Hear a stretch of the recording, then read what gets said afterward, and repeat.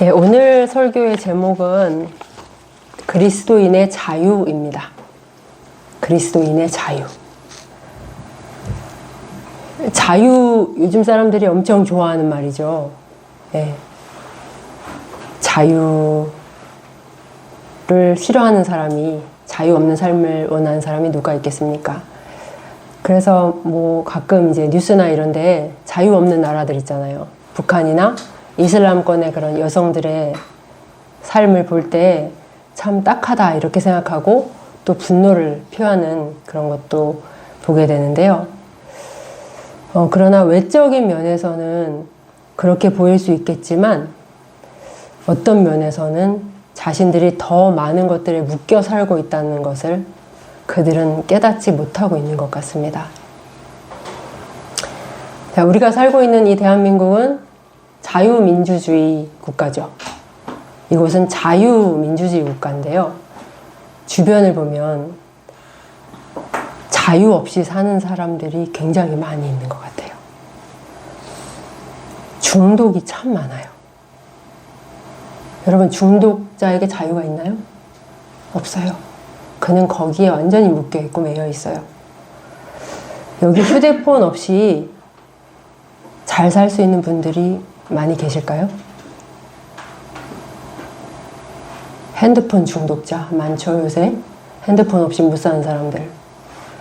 또 게임 중독, 또 SNS 중독, 이런 것 중독들부터 해서 현대사회에는 또 일 중독자들도 있어요. 일밖에 몰라요. 그리고 어떤 사람은 오로지 외모에 매여 살아요. 외모 지상주의, 이런 것도 일종의 중독이죠. 영국은 보니까 축구에 살고 축구에 죽더라고요. 그래가지고 자기가 그 응원하는 팀이 이기면 막 나체로 막 춤추면서 돌아다니고, 지면은 그냥 막 다 때려 부수고, 완전 축구에 살고 축구에 죽는 사람들이 많더라고요. 그리고 주변에 보면 텔레비전 없이는 못 사는 노인분들도 너무 많아요. 텔레비전 중독자들이 많아요. 운동 중독. 예, 운동 중독자들도 많죠. 그리고 홈쇼핑 중독자들도 많대요. 홈쇼핑 중독자들. 그리고 음란물 같은 그런 성 중독자들에 이르기까지. 사람들은 자신이 자유인이라고 생각하지만 사실은 아주 많은 것들에 묶여서 끌려다니고 있습니다. 이 모든 것들은 우리가 자신의 정욕, 욕심, 욕망에 매여 있기 때문이며 또한 죄에 매여 있기 때문입니다.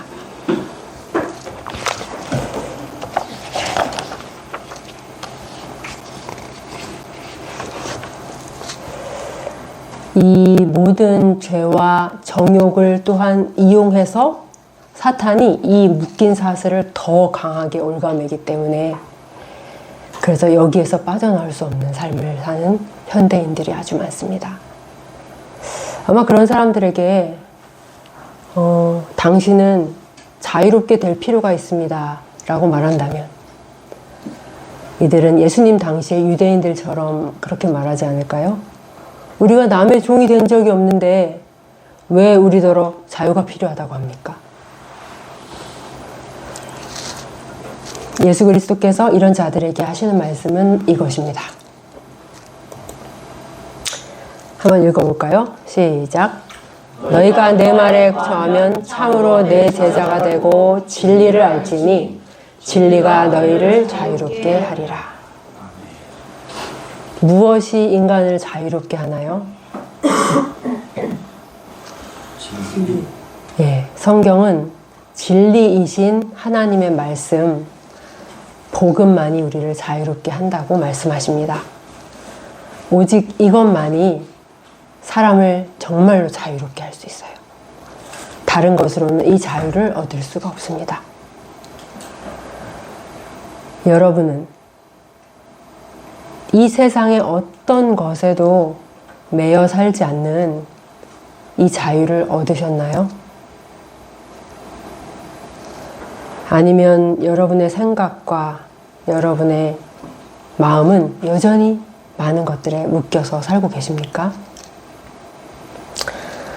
신약교회 신자들은 사도에게서 이 놀라운 자유의 복음에 대해서 계속해서 듣고 또 듣고 배웠습니다. 바울은 그들에게 이 자유의 복음을 선포했어요. 갈라디아서에 보면 그리스도께서 우리를 자유롭게 하려고 자유를 주셨다. 형제들아, 너희가 자유를 위하여 부르심을 입었다 라고 말하고 있습니다. 자, 지금 좀 전에 제가 얘기했던 것처럼 외모 지상주의인 이 시대에 못생긴 사람이 있습니다. 이 사람은 어떻게든지 자기의 못생긴 외모를 예쁜 것으로 바꾸려고 애를 씁니다. 예쁘게 될 수만 있다면, 좀 더 멋져 보일 수만 있다면 하는 것에 목매고 사는 거예요. 그런데 그리스도인은요, 못생겼어도 그 외모와 상관없이 얼마든지 만족하고 기쁘게 살 수 있는 자유를 가지고 있어요. 믿으십니까? 바로 하나님께서 주시는 이 자유라는 것, 결코 세상에 속한 자는 누릴 수 없는 이 자유를 하나님은 우리에게 복음을 통해 주시는 것입니다. 그런데 고린도 교인들은 이 자유를 아주 많이 오해했어요. 그리고 외쳤죠. 우리는 자유다. 우리에게는 모든 것이 가하다. 우리는 모든 것이 가능하다. 어떤 것이라도 할 수 있다. 이것은 고린도 교회의 표어 같은 말이었어요. 물론 여기에는 이제 단서가 붙겠죠. 죄가 아닌 하는 이라는 단서가 붙겠죠. 그런데 물론 고린도 교인들 중에는 이 경계를 넘어가는 사람들도 있었습니다. 그러나 적어도 대부분은 죄가 아닌 하는 이라는 단서를 붙이고 있었을 것입니다. 더워요?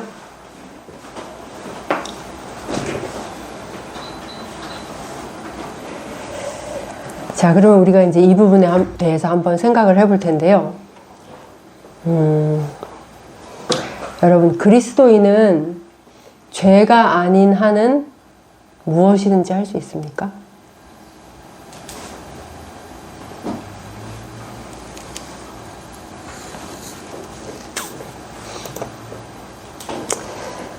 우리는 영화를 봐도 되나요?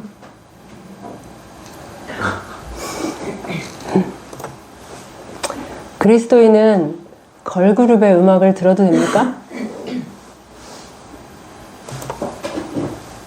노래방에 가는 건 어떻게 생각하세요?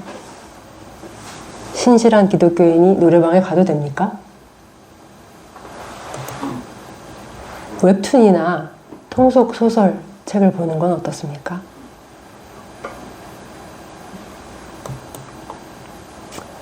클럽에 가서 춤을 추는 거에 대해서는 어떻게 생각하세요?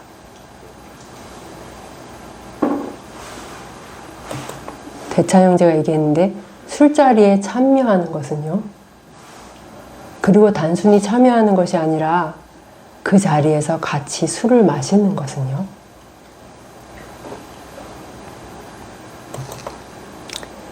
그리스도인이 명품, 비싼 명품을 걸쳐도 되겠습니까?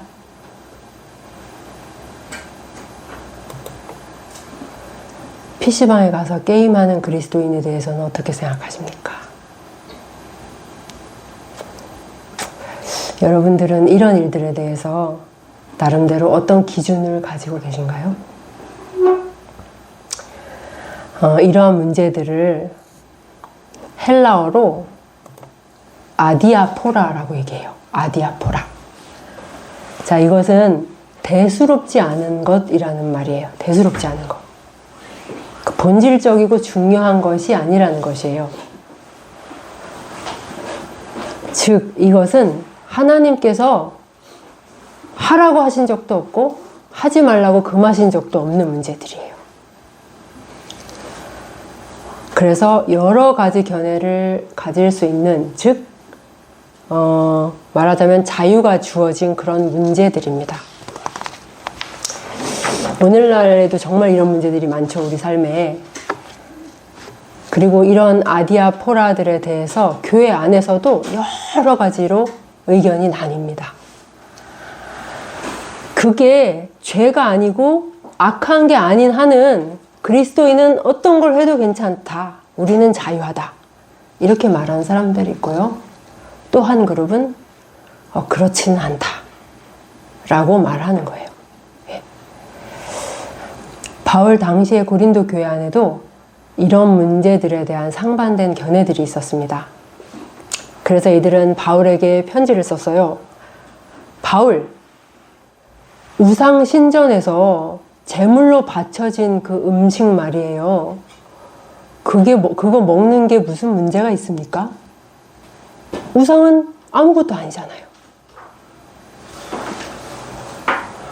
당시의 고린도 지역에는 다른 지역과 마찬가지로 수많은 신들과 그 신을 섬기는 수많은 신전들이 있었어요. 그런데 이런 신전과 제사는 지금 이런 교회 예배당하고는 완전히 차원이 다른 것이었어요. 그것은 종교 영역에만 국한된 것이 아니었어요. 당시에는. 당시의 그 헬라 문화권에서는 이 종교가 정치나 사회나 일반 시민들의 그런 삶과 아주 밀접한 관련을 맺고 있었어요. 그렇기 때문에 신전은 그들의 삶의 중심이다라고까지 말할 수 있는 것이었어요. 예를 들면 이제 이런 거죠. 오자매님이 교사직에 있는데 교장 선생님이 어느 날 오셔서 교무회의에서 이렇게 말씀하시는 거예요. 2월 1일 제우스 신전 A홀에서 교사 신년 모임이 있습니다. 신에게 제사를 드린 후 만찬이 있을 예정입니다. 이렇게 얘기를 하는 거죠. 또 성회자매님한테는 복지관의 그 관장님이 오셔서 아프로디테 신전 어느 홀에서 원주 지역 복지사들 전체 모임이 있으니 모두 빠지지 말고 참석하십시오. 이렇게 얘기를 하는 거죠. 그리고 이런 공적인 행사뿐만 아니라 이 신전 홀을 빌려서 당시에는 개인 행사를 할 수도 있었어요. 말하자면 어떤 친구나 지인의 결혼식, 돌잔치, 혹은 가까운 친척의 장례식 같은 것들이 이 신전에서 벌어진 것이었습니다. 많은 사람들이 친구의 초청으로 혹은 친척의 초청으로 신전의 한 홀을 빌린 잔치에 참여하곤 했습니다. 만약 이런 거에 다 불참한다면 사람들과 관계를 맺는 것이 정말 어려운 일이었겠죠. 당시에 그 로마인이면서 헬라 학자였던 아테나이우스라는 사람이 있는데요. 그 저명한 헬라 학자였던 아테나이우스는 이렇게 글에서 기록한 바가 있습니다. 이들 사이에서는 잔치 자체가 성스러운 종교 행사로 간주되었기 때문에 잔치를 열기 전에 항상 제물을 바쳤다. 신에게 제물을 바치는 의식이 끝나면 주흥이 있는 식사가 시작되었다. 그리스도인들은 어떻게 해야 했을까요? 이곳에 초청받았을 때 그들은 어떻게 해야 했을까요?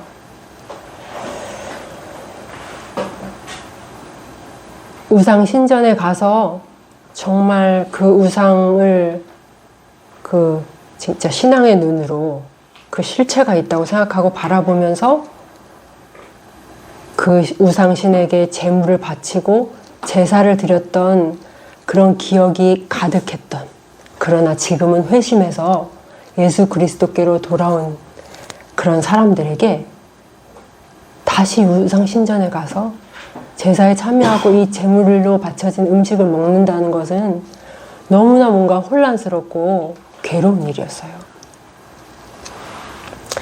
그러나 그럼에도 불구하고 이들은, 이 회심한 지 얼마 안 된 이 신자들은 어떻게든 신전 근처에 가지 않으려고 애를 썼어요. 그런데 이들과는 전혀 다르게 행동하는 형제 자매들이 있었습니다. 10절에 보면 지식 있는 뇌가 우상의 집에 앉아 먹는 것을 누구든지 보면 이라고 말하고 있는데요. 자, 이들은 우상의 집에 앉아서 먹는 자들이었습니다. 이 말에 뉘앙스가 있어요. 앉아서, 편안하게 앉아서. 가서 먹어도 되나 막 이러면서 쭈뼛거리면서 구석에 서 있는 그런 자들이 아니라 그냥 거리낌 없이 가서 편안하게 우상의 집에 앉아서 먹는 자들이라는 이야기입니다. 이들을 바울은 이 10절에서 지식이 있는 뇌가라고 호칭하고 있습니다. 즉 이들은 지식이 있는 자들이라는 것이죠. 자, 이 지식이 있는 자들이 이렇게 행할 수 있었던 근거, 우상의 재물에 대해서 주장하는 바는 무엇이었을까요? 이제 4절부터 나와 있는데요. 4절에서 6절까지 한번 다 같이 읽어보겠습니다. 그러므로 시작. 그러므로 우상의 재물을 먹는 일에 대하여는 우리가 우상은 세상에 아무것도 아니며 또한 하나님은 한 분밖에 없는 줄 아노라. 비록 하늘이나 땅에나 시라 불리는 자가 있어 많은 신과 많은 주가 있으나 그러나 우리에게는 한 하나님 곧 아버지가 계시니 만물이 그에게서 났고 우리도 그를 위하여 있고 또한 한 주 예수 그리스도께서 계시니 만물이 그로 말미암고 우리도 그로 말미암아 있느니라. 아멘. 네, 이것이 바로 이들이 이렇게 하는 근거였어요. 예. 자, 우상의 재물을 먹는 일에 대해서 생각할 때 일단 먼저 우상이 뭔지를 생각해 보자. 그래, 맞다. 너희 말처럼 우상은 아무것도 아니다. 자, 우상이 아무것도 아니라는 얘기는 우상이 실체가 있는 것이 아니란 얘기죠. 예. 우상은 허상이란 얘기입니다. 실제 있는 게 아니라는 거예요. 그렇기 때문에 우리가 두려워하거나 꺼림직하게 여길 필요가 전혀 없다는 것입니다. 그래, 그 말은 맞다. 우리 모두는 그 사실을 알고 있으며 우리가 섬길 신은, 가짜 우상이 아닌 진짜 신은 오직 하나님 한 분밖에 없다는 사실을 우리는 다 알고 있다. 네. 그러나 세상 사람들은 이것을 모르니까 수많은 신과 수많은 주들을 섬기죠. 제가 이렇게 한 3일 전인가요? 전도지 드리려고 이렇게 하는데 불교 신자들은 보통 포교를 잘 안 하죠. 근데 그 아주머니는 굉장히 독실한 불교 신자인가 봐요. 제가 전도지를 이렇게 예수님 복음이라면서 딱 드리는데 탁 밀어내시면서 불교로 오세요! 저한테 이러시는 거예요. 네, 저 그런 불교 신자 처음 봤어요. 네, 그분은 아마도 절에 가면 진짜 성심을 다해 불상 앞에서 소원을 빌겠죠. 근데 사람이 빚어서 만든 불상 조각이 무엇을 할 수 있습니까? 뭘 할 수 있나요? 자, 1월 1일에 떠오르는 그 태양을 보고 또 대보름에 환하게 뜬 보름달을 보고 수많은 사람들이 소원을 빌죠. 일식 때도 그렇게 소원을 비는 사람들이 많대요. 일식이나 월식이 있을 때. 그 약간 좀 신비하잖아요. 그 뭔가 신적인 기운을 느끼나 봐요. 그래서 어떤 사람이 막 급하게 어떤 카페에다 글을 올린 거예요. 일식 때 소원을 빌면 반대로 된다는데 그게 맞아요? 빨리 얘기해 주세요. 저 반대로 되면 큰일 나요. 이렇게 글을 올린 거예요. 진짜 그렇게 믿고 있는 건가 봐요. 근데 여러분, 태양이나 달은 그냥 행성이잖아요. 그게 사람들이 소원을 빌 때 그걸 들을 수나 있나요? 이 모든 것들은 물건, 피조물의 하나일 뿐이죠. 그것들은 아무런 힘도 능력도 없습니다. 4절에서 말하죠. 그래서 우상은 세상에 아무것도 아니며 또한 하나님은 한 분밖에 없는 줄을 아노라. 하나님은 이런 세상 사람들이 모르고 섬기는 가짜신, 가짜 우상들하고는 전혀 다른 존재라는 것을 바울은 말하고 있습니다. 우주 만물이 하나님께로부터 생겨났으며 이 만물이 지금도 여전히 이렇게 보존되고 있는 것은 바로 그분의 능력 때문이라고 말하고 있습니다. 하나님은, 오직 하나님만이 아무것도 없는 것에서 모든 것을 만드실 수 있는 전능하신 분이시며, 이분은 참으로 생명이 있는 분이시고 살아계시는 하나님이십니다. 인간 또한 하나님께로부터 났어요. 경중이도 경석이도 하나님으로부터 났습니다. 그리고 하나님을 위해서 존재하는 것입니다.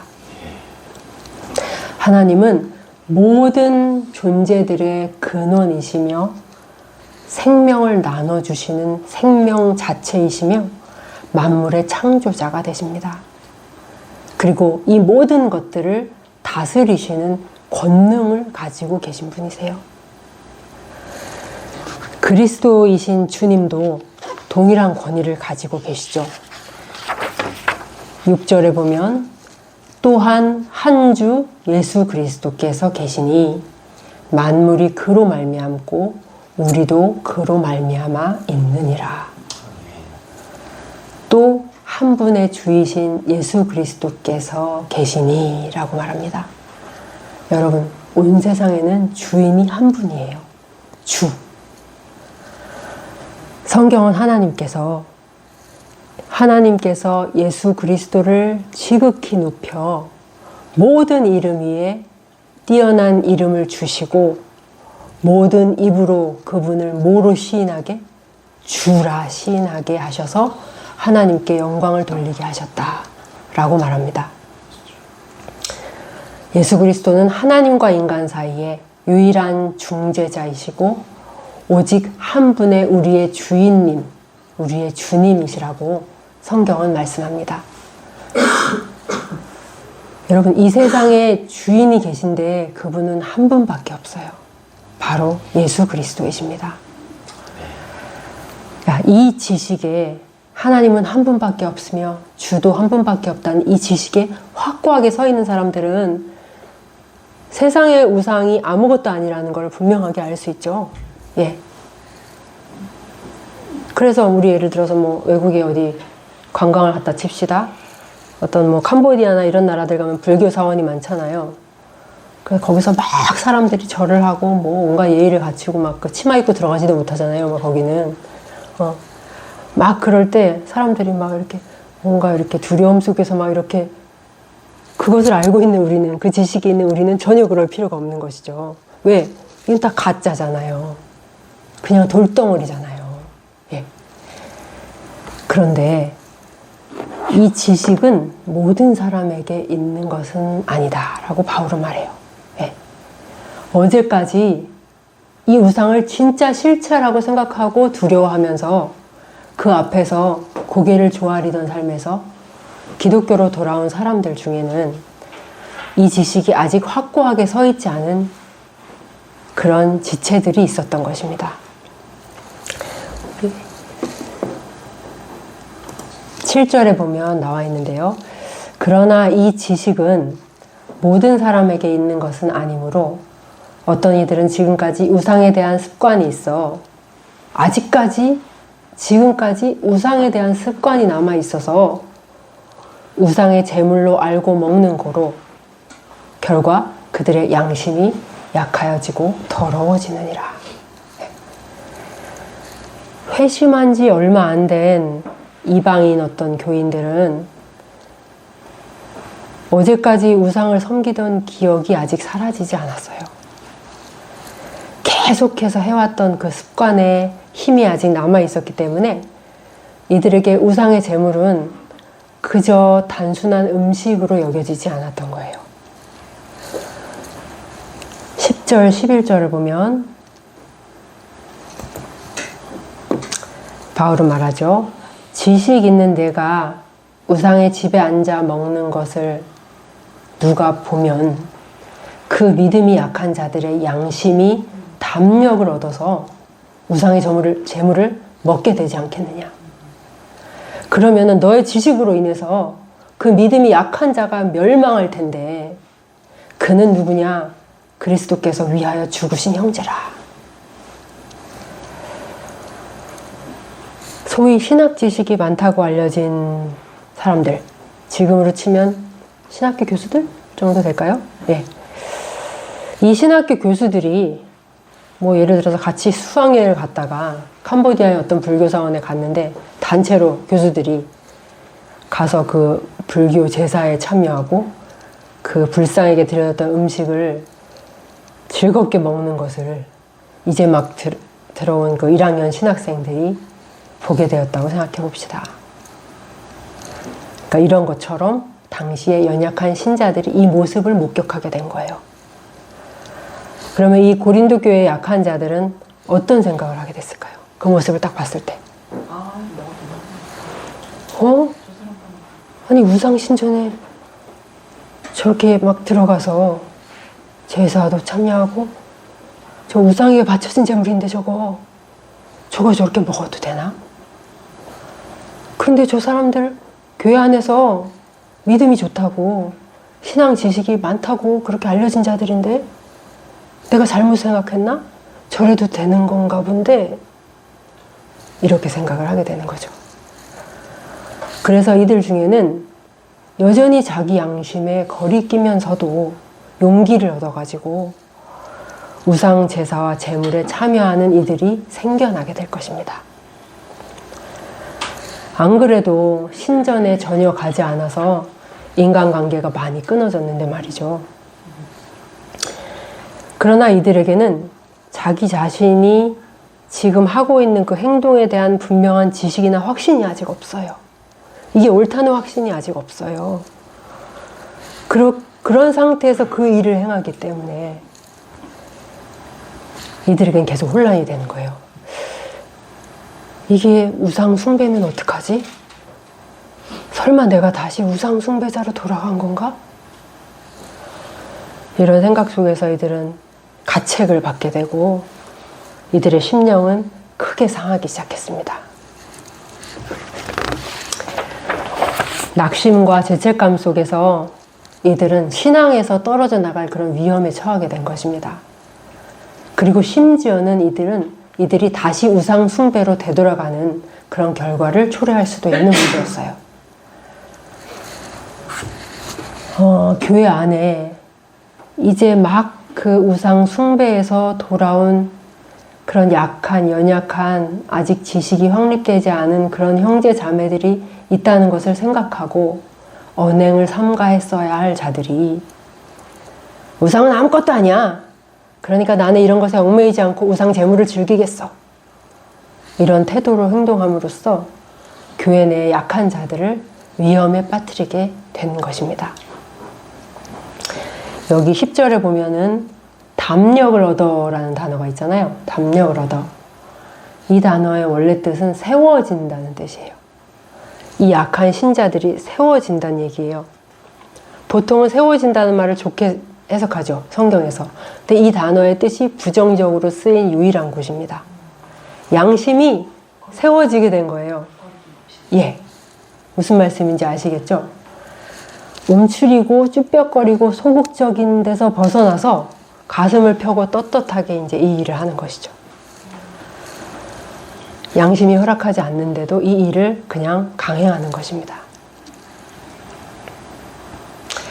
여러분, 그리스도인인 우리는 자기 양심이 지지하지 않는 일들, 옳다는 확신이 없는 일들을 해서는 안 돼요. 어떤 일이 여러분 그 자체로는 악한 일이 아니에요. 그런데 양심에 거리낀 일들이 있어요. 그 자체로 악한 일이나 죄는 아니에요. 그런데 양심에 부대끼는 일들이 있어요. 양심이 편치 않은 일들. 이런 일들을 하는 것에 대해서 세상 사람들은 그렇게 심각하게 여기지 않아요. 이게 뭐 도둑질이나 강도나 뭐 그런 나쁜 짓도 아닌데 뭐 이렇게 생각하면서 양심의 불편함을 무시하고 행동하죠. 그러나 그리스도인들은 양심에 꺼리는 일을 해서는 안 됩니다. 이거는 옳지 않은 것 같은데 계속 이렇게 하면 안 될 것 같은데 이렇게 마음이 찜찜하고 무언가 떳떳하지 않게 여겨짐에도 불구하고 계속 그 일을 하시는 경우는 없습니까? 떳떳하지 않아요. 이것이 바로 자기 양심을 거슬러서 행동하는 것이에요. 그리고 성경은 이런 것을 믿음으로 하지 않는 것이라고 말씀하십니다. 믿음을 따라서 하지 않는 것은 다 죄다라고 성경이 말씀하시죠. 그게 바로 그 오영재님이 읽으라고 하셨던 그 로마서 14장에 보면 나와 있어요. 로마서 14장 23절 띄워드렸는데요. 여기도 음식 문제에 대해서 나오잖아요. 예. 자, 그런 먹긴 먹는데 이거는 분명히 옳은 일이야 라는 양심의 확신이 없이 먹어도 되나? 안 될 것 같은데? 뭔가 꺼리낌이 있는데? 이런 상태로 의심하고 먹는 자는 정죄되었다. 왜? 이것은 믿음을 따라 하지 아니하였기 때문이다. 믿음을 따라서 하지 않는 것은 다 죄다라고 성경이 분명하게 말씀하십니다. 여러분 삶에서 그런 경우들 많지 않으세요? 떳떳하지 않고, 이게 죄는 아니에요. 그러니까 소위 말하는 그런 악한 일이나 나쁜 일은 아니에요. 그런데 계속 하면서도 양심에 꺼리낌이 있어요. 그러면서도 근데 계속 그것을 하는 것이 바로 믿음을 따라서 하지 않는 것이며 그것은 분명한 죄다라고 성경이 말씀하시는 것입니다. 우리가 이렇게 양심에 거리낌이 있는데도 불구하고 이 일을 계속하게 되면 어떤 일이 벌어질까요? 우리의 양심은 점점 더 담력을 얻게 돼요. 무뎌지는 것이죠. 여러분 이 속담 아시죠? 바늘도둑이 소도둑 되는 거예요. 그리고 또 어떤 사람은 그 기질에 따라서 또 어떤 사람은 아주 큰 죄책감과 그 양심의 가책에 시달리게 돼요. 나는 아닌가 봐. 막 이런 생각을 하는 거죠. 난 믿음이 없는 건가 봐. 막 이런 생각을 하는 거예요. 전자의 사람이든 후자의 사람이든 이 모든 것들은 양심을 거슬러서 어떤 일을 계속하는 이런 행위들은 다 하나님으로부터 물러나게 하고 신앙에서 떨어지게 하는 그런 결과를 가져오게 됩니다. 그리고 이런 일들은 급기야 그 형제 자매를 멸망에 이르게 할 것이다 라고 사도는 11절에서 말하고 있는 것입니다.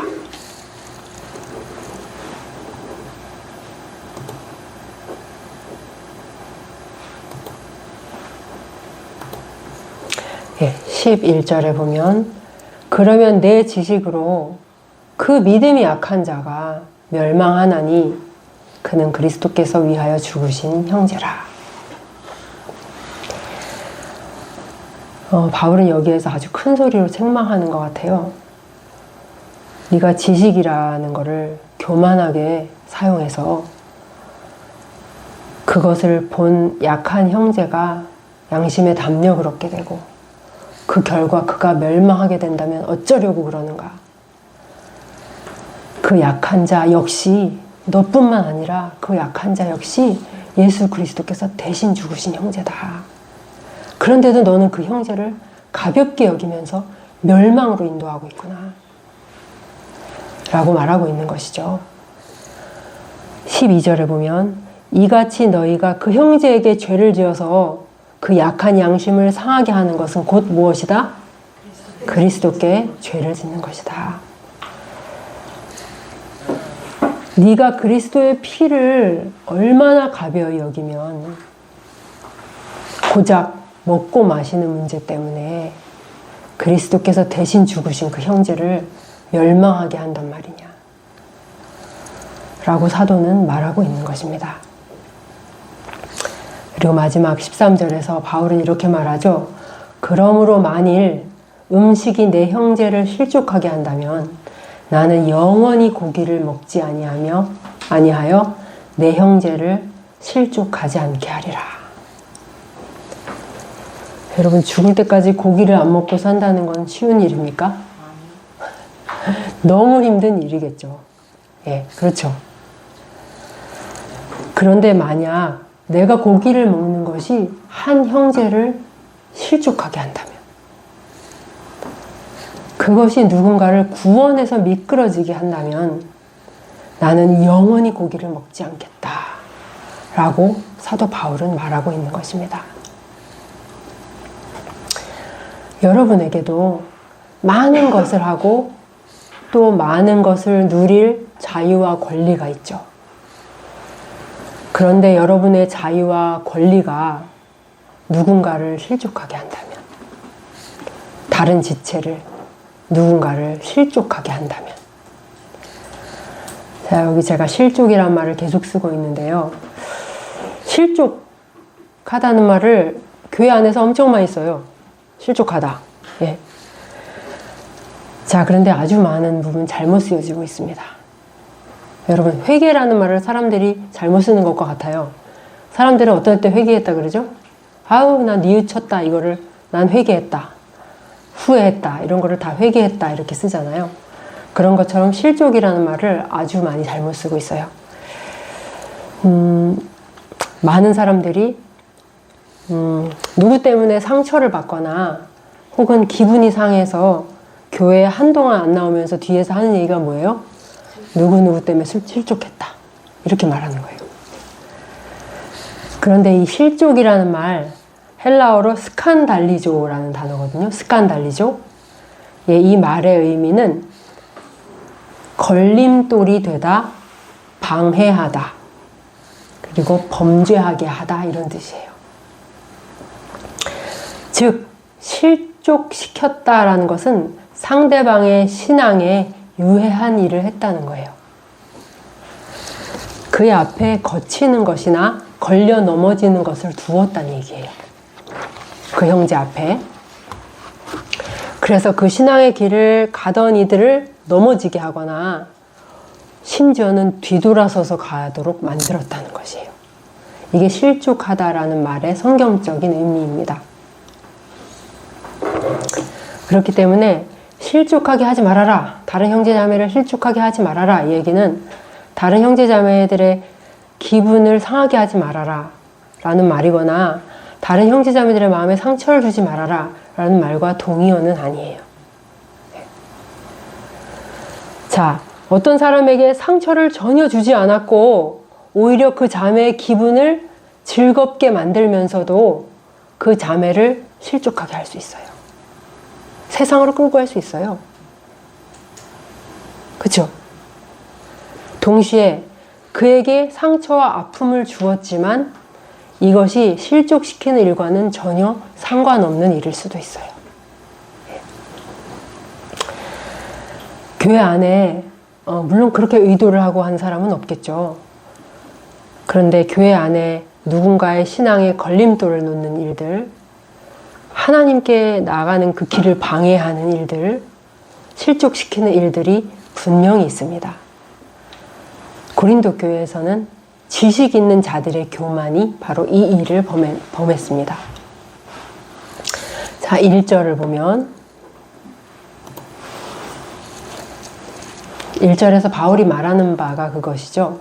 지식은 교만하게 하며 사랑은 덕을 세우나니. 이 사람들은 다른 형제자매의 신앙은 염려 안 해요. 그냥 내가 알고 있는 거를 내가 행하고 싶은 대로 하는 것만 중요한 거예요. 바로 이런 교만한 지식들이 많은 문제들을 불러일으킨 것이죠. 자, 지식은 교만하게 합니다. 이렇게 설교를 하면 듣는 사람들은 또 이걸 어떻게 오해할까요? 지식은 필요 없어. 교만하게만 할 뿐이야. 이거는 하나님에 대해서 알고 계신가요? 아유, 나는 아무것도 몰라요. 이렇게 라는 얘기가 아니죠. 예, 성경은 우리에게 지식에서 자라나라고 분명히 말씀하시죠. 예, 우리는 당연히 우리가 교회에 속한 자고 하나님께 속한 자라면 하나님이 어떤 분이신지 분명히 알아야 되고 또 예수 그리스도가 누구신지 성령의 일은 어떤 것인지, 그리고 인간, 나는 어떤 존재인지, 이런 부분에 대해서 우리는 당연히 알아야 되고 더 날이 갈수록 알아가야 되는 것이 맞는 것입니다. 지식 자체는 죄가 없어요. 문제는 그 지식을 우리가 교만하게 사용한다는 것이죠. 실제로 이 지식이 많아지면 그것이 그 사람을 교만하게 만들기는 참 쉬운 것 같아요. 네. 이 교만한 지식, 남을 멸망시키는 지식이 되지 않으려면 이 지식에 형제에 대한 사랑과 그의 영혼에 대한 염려가 더해져야 하는 것입니다. 네. 이런 지식만이 참된 지식이요, 온전한 지식입니다. 그러므로 만약 많은 것을 알고 있고 많은 지식이 있다고 하면서도 그 지식을 교만하게 사용하는 사람이 있다면 실제로는 그는 지식 있는 자가 전혀 아니다 라고 바울은 2절에서 말하고 있죠. 만일 누구든지 무엇을 아는 줄로 생각하면 아직도 마땅히 알 것을 알지 못하는 것이요. 네가 지식이 많다고 그렇게 생각하는데 보아하니까 너는 마땅히 알아야 할 것은 아무것도 모르는 자로구나 라고 바울이 말하고 있는 거죠. 이것은 교회 안에 있는 많은 지식들에 대해서 해당될 수 있겠지만 여기서 특별히 말하는 지식은 이렇게 해도 되고 저렇게 해도 되는 그런 아디아포라에 대한 지식이에요. 하나님의 절대적인 명령이 없는 영역에 대해서 말하자면 8절과 같은 것이죠.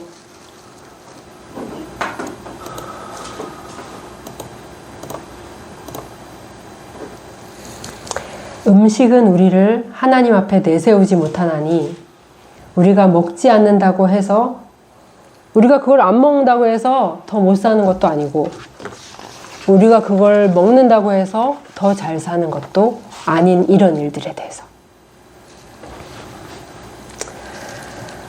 그래서 우리는 교회 안에 아까 제가 질문 드렸던 많은 것들 있잖아요. 그런 것들이 있어서 즉 이걸 해도 그리스도인이 이걸 해도 되나? 저걸 해도 되나?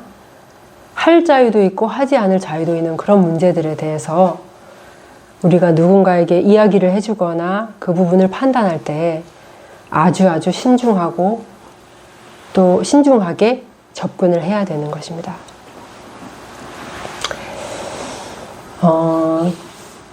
교회 나온 지 얼마 안 된 자매가 나이트클럽에 갔다 왔다는 소식을 어떤 집사님이 들었어요. 그리고는 그 자매한테 말합니다. 교회 다니는 사람이 나이트클럽을 가다니. 이런 말도 안 되는 일.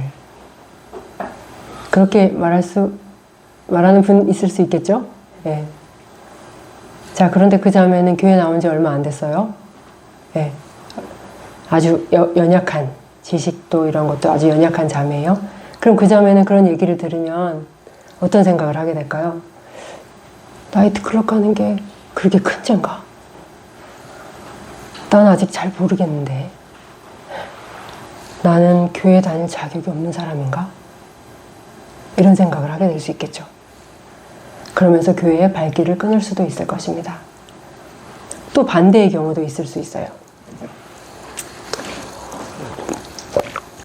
어느 교회 전도사님이 청년부를 맡은 전도사님인데 그 아이들 앞에 두고 이렇게 얘기하는 겁니다. 청년부 애들을 앞에 두고 자, 여러분, 사람들이 기독교에 대해서 오해가 많아요.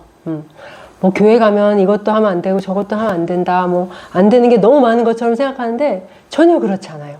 이건 다 오해입니다. 여러분이 지금까지 하던 많은 것들을 여전히 계속 마음껏 누려도 괜찮습니다. 성경에 나이트클럽 가지 말라는 소리 있습니까? 이태원 할로윈 파티에 가지 말라는 얘기가 있나요, 성경에?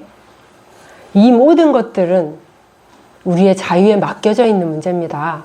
이런 것들을 터부시하고 꺼려하는 사람들은 하나님이 주시는 자유를 온전히 누리지 못한 사람이에요.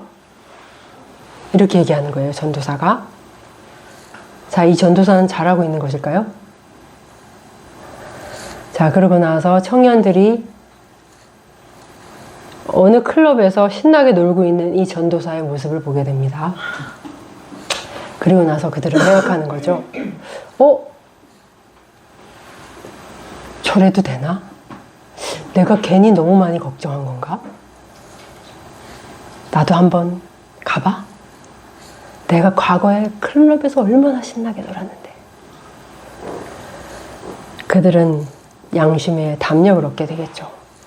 그래서 하나둘 예전의 즐거움으로 돌아가고, 그래서 세상을 향해, 쾌락을 향해서 떠나가는 일들도 있을 수 있을 것입니다.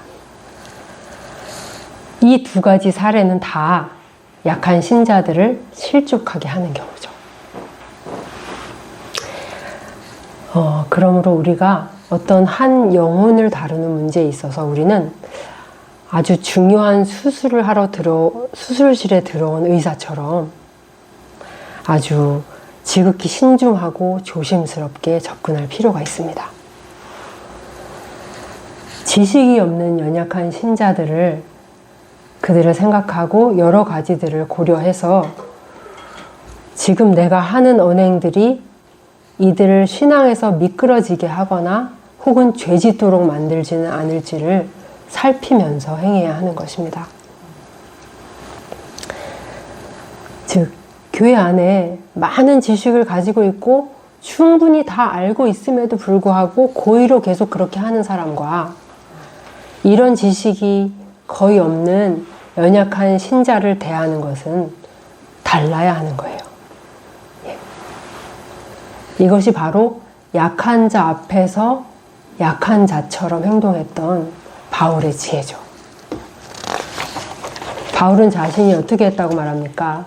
약한 자들에게 내가 약한 자와 같이 된 것은 약한 자들을 얻고자 하며, 내가 여러 사람에게 여러 모습이 된 것은 아무쪼록 몇 사람이라도 구원하고자 함이니. 바울은 약한 자가 아니었어요. 모든 지식을 다 알고 있어요. 모르는 사람이 아니에요. 그러나 약한 자 앞에서는 마치 그 지식이 없는 자처럼 행동하는 거예요. 이렇게 바울이 여러 사람 앞에서 여러 모양이 된 것은 그들에 대한 사랑 때문이었고, 다만 몇 사람이라도 구원하고자 하는 그의 간절한 소원 때문이었죠. 여러분이 누리는 자유가, 여러분이 누리는 어떤 것이 다른 형제 자매를 믿음의 길에서 미끄러지게 한다면, 실족시킨다면, 우리는 내가 하고 싶은 그것을 포기하는 것이 옳다라고 오늘 사도는 말하고 있는 것입니다. 가정에서도 그렇죠. 내가 하고 싶은 거 있어요. 그런데 그것들이 나보다 신앙에 있어서 연약한 누군가가 예수님께로 가는 길에 유익하지 않고 그를 실족하게 할 수 있다고 여겨진다면 아무리 하고 싶어도 하지 않는 것, 그것이 진짜 사랑입니다. 그를 위해 기꺼이 포기하라 라고 사도는 오늘 말하고 있는 것입니다. 여러분이 10장도 읽어보셨을 텐데 10장에 보면은 오늘의 말씀의 주제와 같은 말씀이 있는데요. 자, 10장 23절입니다. 응?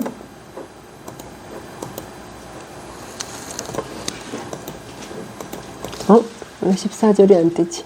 14절. 한번 저기 성경으로 보세요. 10장 23절. 고린도전서 10장 23절. 읽어볼까요? 시작. 모든 것이 가능하지만 유익한 것은 아니며 모든 것이 가하나 모든 것이 덕을 세우는 것은 아니다. 고린도 교회 안에 모든 소위 강한 자라고 하는 사람들은 앞에 말만 알았어요. 모든 것이 가하다. 모든 것을 할 자유가 있다. 이 말만 알았어요. 바울은 그래, 그건 맞는 말이야. 우리는 자유로 부르심을 받았어. 그러나 너가 누릴 수 있는 모든 자유가 다 덕을 세우는 건 아니야. 그리고 너가 누릴 수 있는 모든 자유와 권리가 다 유익한 것도 아니야. 너는 이것도 같이 알아야 해. 라고 말하고 있는 것이죠. 우리의 삶에 있는 수많은 아디아포라의 문제들에 대해서 우리는 어떤 태도를 취할 것인가? 이거를 할까, 하지 말까를 결정해야 할 때 여러분이 고려하고 결정하는 그 기준은 무엇입니까? 그동안 어떻게 살아오셨나요? 그런 순간에. 교만하고 사랑이 없는 자들처럼 내가 왜 이것도 못해? 나한테 이걸 누릴 권리가 없단 말이야? 라는 생각만 할 것이 아니라 이것이 덕을 세우는가? 이것이 나와 다른 이에게 유익한가? 이것을 함께 생각하고 행동하는 사려 깊은 그리스도인, 사랑이 많은 그리스도인이 되어야겠습니다. 오늘 말씀을 들으면서 우리 그리스도인의 행동의 원리들이 어떻게 잘 정리가 되고 있으신지 모르겠어요. 한번 이렇게 한 줄씩 얘기를 해보실까요? 어떤 말씀이든 생각나시는 대로, 정리되시는 대로. 말씀. 쭉 한번, 아니 그냥 이 성경을 얘기하라는 게 아니라 이 원리, 이 원리로 해야겠구나 하고 딱 떠오르는 것이 있으시다면. 내 자유는 다른 사람을 세워주기 위해 존재하는 것이다. 나의 자유는 다른 사람을 세워주기 위해 제한되어야 한다. 예. 또.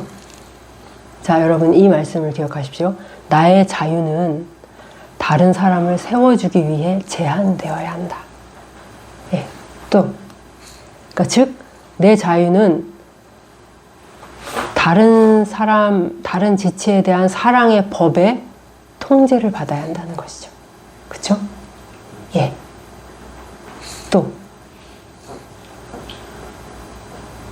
고린도서 10장 24절에 보면 누구든지 자기의 유익을 구하지 말고 남의 유익을 구하라. 이게 이제 그 구절의 마지막 구절이거든요. 네. 제가 요거 지금 원리들을 정리한 게 있는데 이게 뜨지를 않네요. 뭐가 문제가 있는지. 자, 지금까지 우리가 나눠봤던 그 아디아포라의 문제들, 즉 이렇게 할 자유도 있고 또 이렇게 할 자유도 있는 그런 문제들에 있어서 우리가 내 자유나 권리를 행사할 때 결정의 그 어떤 기준들, 원칙들은 어떤 것이 있냐. 자, 첫 번째 우리가 생각해 볼 것은, 자, 이걸 행하는데 내 양심에 거리낌이나 불편함이 있는가를 살펴보셔야 돼요. 나의 양심이 내가 지금 하는 거를 지지하고 있는지 아니면 동의하지 않고 있는지, 내 양심이. 내가 이 일을 하는 게 떳떳한지 아니면 떳떳하지 않은지. 그렇게 해서 내 양심을 거스르지 않도록.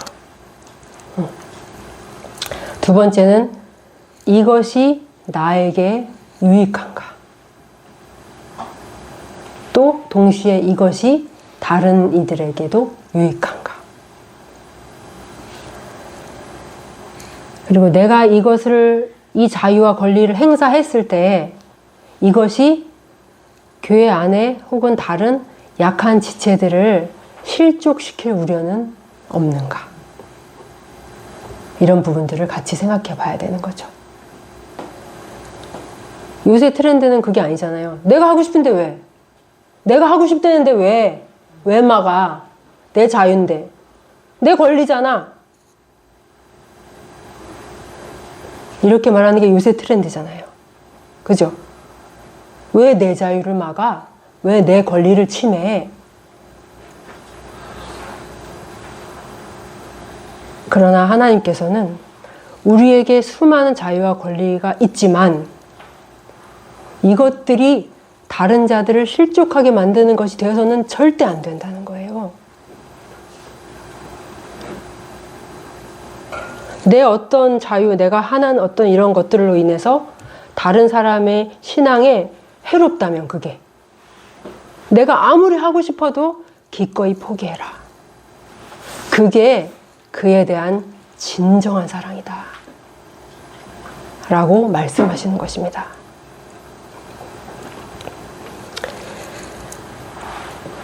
이런 거를 결정해야 될 순간들이 삶에 수도 없이 많아요. 그쵸? 예. 이럴 때 우리가 자기 정욕대로 하는 것은 자기 자유만 생각하는 거예요. 그죠? 내가 할 자유가 있는데, 내가 하고 싶은데, 이것만 생각하는 사랑 없는 그런 그리스도인이 되어서는 안 되겠습니다.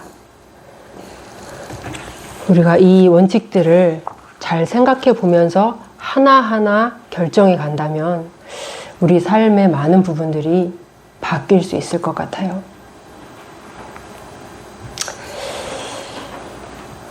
이 고린도전서 8장을 이렇게 보면서 성경에 참 많은 원칙, 놀라운 원칙들이 있구나 하는 생각을 했어요.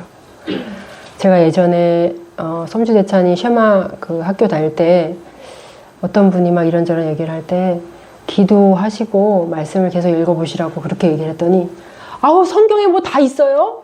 성경에 없는 게 수두룩한데 성경만으로는 부족해요. 그분이 그렇게 얘기를 하시더라고요. 네, 그래서 그런데 이 고린도전서 8장을 이렇게 보면서 든 생각이 진짜 성경 안에 놀라운 원리들이 있구나.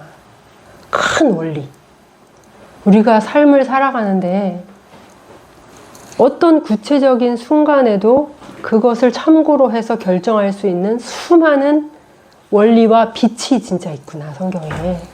그거를 깨닫게 됐어요. 그러면서 하나님은 진짜 자상하시다. 진짜 자상하시다. 이런 생각을 하게 됐어요. 하나님은 이 어두운 세상에 우리를 고아처럼 버려두지 않으시고 성경 속에서 아주 많은 빛을 비춰주고 계십니다. 길을 가르쳐주고 계세요.